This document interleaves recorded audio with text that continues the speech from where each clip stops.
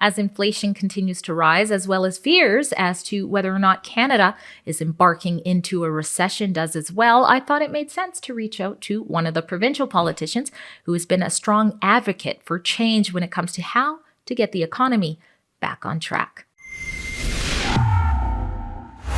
Drea, Humphrey here with Rebel News, and in today's report, I sit down to interview Mr. Ellis Ross. Ross is the former chief counselor for the Haisla Nation and now the twice-elected member of the Legislative Assembly for Skeena in British Columbia. British Columbia is one of the provinces with the highest cost of living, and Ross has spoken out in many ways, including tweeting Leonardo DiCaprio on how that could change and how the province's economy could become stronger. Now, Ross is also a member of the BC Liberals, not to be mistaken with the federal Liberals. So I catch up with him in this report. All right. Joining us now is Mr. Ellis Ross, twice elected MLA for Skeena. Thank you so much for being on Rebel News. Good to be here, Drea. Now, last time I saw you really active online, you were giving it all you got for the race for the leadership of the BC Liberals. Mr. Kevin Falcon won that race. I guess we'll start off with what have you been up to since then, and how's your relationship with Mr. Falcon since then? Well, the following Monday, after the leadership race, the results were known. We actually went right back in the legislature for the fall session. And it was, or the spring session, sorry. And so we got right back to work for the better part of 8 weeks. It was a long session. Mm-hmm. And then in between that, I was coming home every Thursday night to Sunday doing my constituency work. And now I'm starting to hit the road again, started to do the different conferences and being keynote speaker and what. So I never really had some downtime. As for the relationship with Kevin, it's good. It's solid. We actually align on many different issues. Well, that's good to hear. I wanted to talk to you because, I think BC has always had one of the higher costs of living in the country. And now with inflation rising and everything else going on with our economy, it's seemingly a bit out of control. And I know that you have some ideas that differ from the current leadership in power. So I wanted to have a discussion with you on that. And I guess you could start by saying some of the ideas you have that do differ. Oh, without a doubt. I actually fully believe in a resource economy. I fully believe that you can't tax people or a province into prosperity. You can't do that. And if you do this, the two different initiatives at the same time, kill off your economy, well, keep raising taxes, and in our case in BC, create new taxes, then that's a recipe for basically disaster. That's a recipe for people leaving BC. That's a recipe for the younger people not seeing their future here in BC. And I learned this over the better part of 18 years in my previous job as chief counsel and chief counselor. And I just brought that kind of knowledge to the MLA's chair here at Skeena. Well, let's talk about your history a little bit for those who do not know. And I'm going to paraphrase, but you basically helped, stabilize sort of the economy of the nation you were serving. Can you tell us a little bit about that? Well, actually, I changed my opinion in terms of resource economy back in 2004 when I realized the narrative I was believing in wasn't true, meaning that big bad government is responsible for keeping First Nations down. Big corporations were big and evil, and they had nothing to offer First Nations or NBC. When I realized the opposite was true, I started to understand that we actually need an economy if we want to resolve some of the issues we're facing here in Skeena. So the modernization of the local aluminum smelter here, for example, a $6 billion project. LNG Canada, a $40 billion project, the largest private investment in Canadian history here in Kitimat. And lesser known is Chevron, a $30 billion project in Ontario, and all the other 16 or so major LNG projects in BC who actually just left BC, Chevron being the last to leave just 6 months ago. All this contributes to a healthy economy, which unfortunately we don't really have here in BC. No, not really. Let's talk about some of the eco-activists. I know I've covered some of them. I think just today there was some more blocking of traffic and probably some arrests as well. I'll have to look into that. And a lot of the times, the sort of argument about why it's important is that it's important for the Indigenous community. So what's your response to that as an Indigenous politician? Well, these activists and these politicians never go talk to the communities in question. And it's actually the First Nation communities who are actually doing the logging in the first place. And what they're trying to do is they're trying to find an alternative to the internet, a very oppressive document that has kept First Nations down for so long. So if you're anything like my community, we embraced LNG, forestry, mining, and now our people are living the positive results. Hey, but let me ask you one question, okay? Mm-hmm. I just got off an interview today with, I believe it was CKNW. Mm-hmm. Anyway, I heard a clip, and these activists were comparing themselves to the activists who were actually protesting racial desegregation in the United States back in the 50s and 60s. Wow. They compare themselves to that. What do I think of that? What do you think of that? It doesn't surprise me. My personal opinion right now is that people have been using race as a way to further sort of political agendas and whatever activism they want. So it doesn't surprise me that they're kind of trying to grasp onto something like that. And when you tend to use race as a reason to sort of support whatever you're trying to advocate for, it sometimes works to silence other people, perhaps white people, white Canadians, into feeling like they can say anything different about it. But it makes no sense logically, but I think strategically it makes a lot of sense. Yeah, I just thought, I just summarized it in one word: ridiculous. Yeah. It just cheapens, what was done in the United States for African Americans. Mm-hmm. And at the same time, what they're doing here is that they're actually limiting the potential for Aboriginals in Canada to actually address their own issues on their own terms by actually blockading the resource economy, Mm-hmm. like mining, forestry. And I actually warned a lot of the people on BC in terms of what was happening with LNG, the protests, in terms of the fish farms, the protests. Mm-hmm. I warned BC, be careful, because they're coming after you next.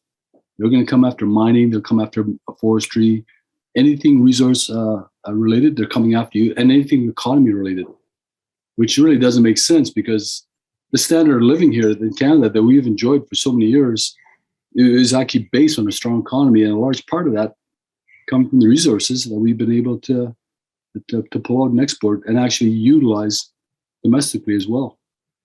Well, let's talk about, you mentioned taxes and costs of living. Our taxes when it comes to gas, putting gas in the car, are insane.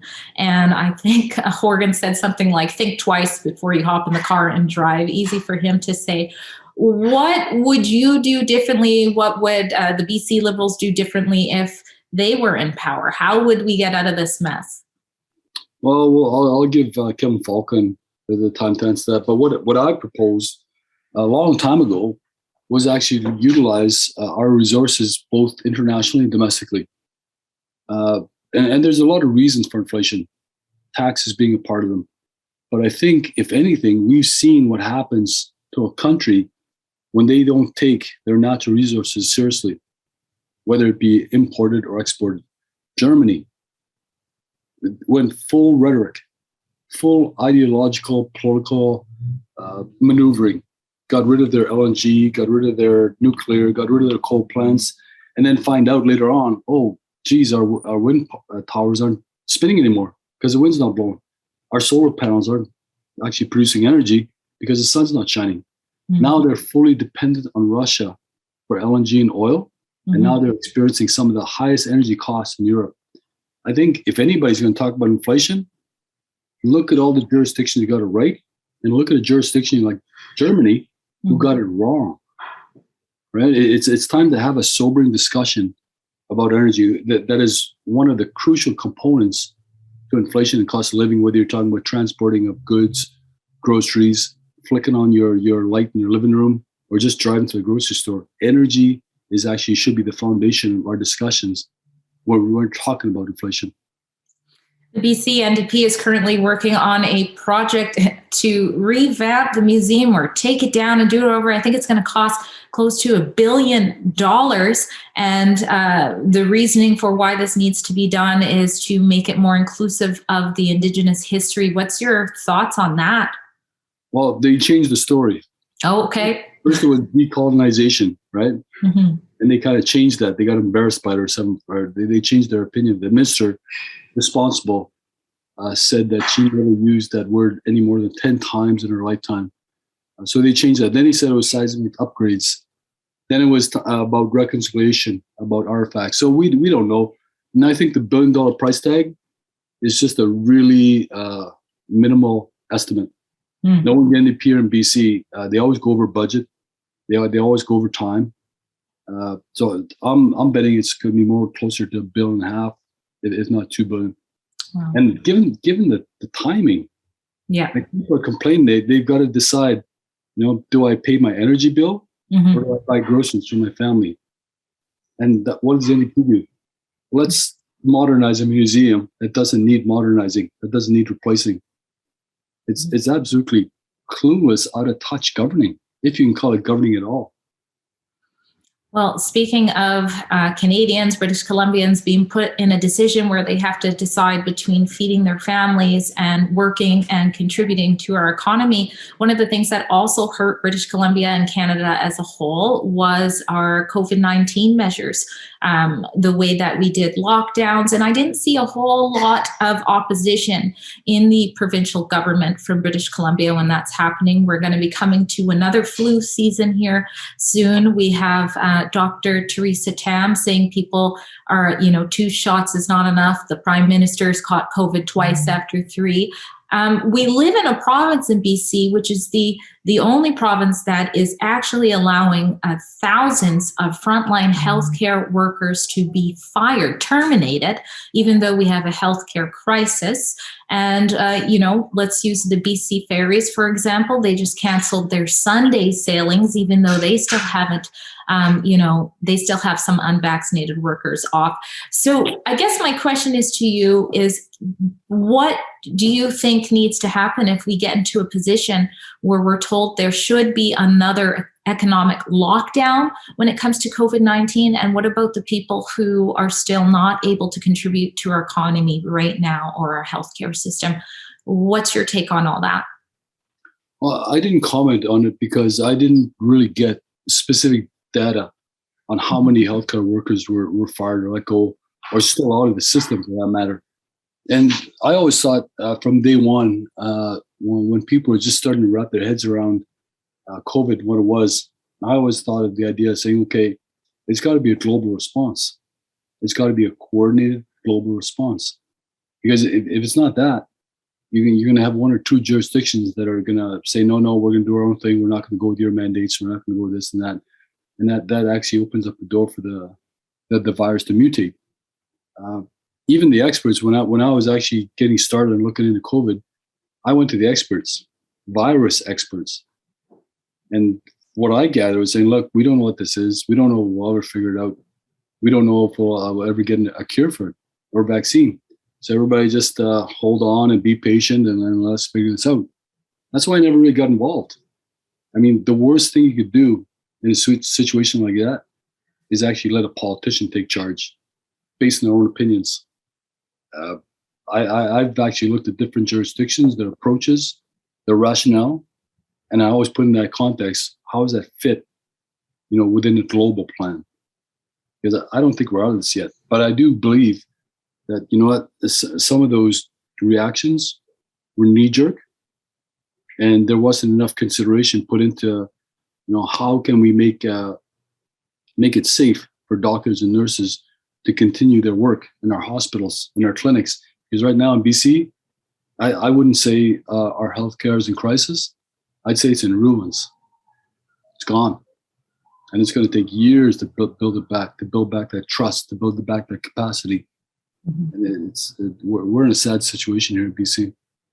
Well, I think the last time I looked at the stats, it's over 2,500 who are in the process of being terminated, I believe, in the healthcare worker, but there was more of them who are still off work without pay. And, Premier John Horgan is pledging to spend $12 million to fast track foreign nurses to come as well. So it's interesting. We'll see what happens. But again, on the provincial level, we didn't see much opposition to the narrative, and there certainly is a lot more information out now. What do you think is the most pressing thing that needs to happen in British Columbia to start us getting on the right track economically?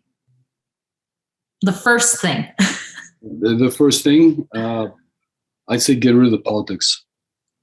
Get rid of the ideology of the parties. And just basically look at what works. You come to Kitimat, and you can see the entire region is flourishing.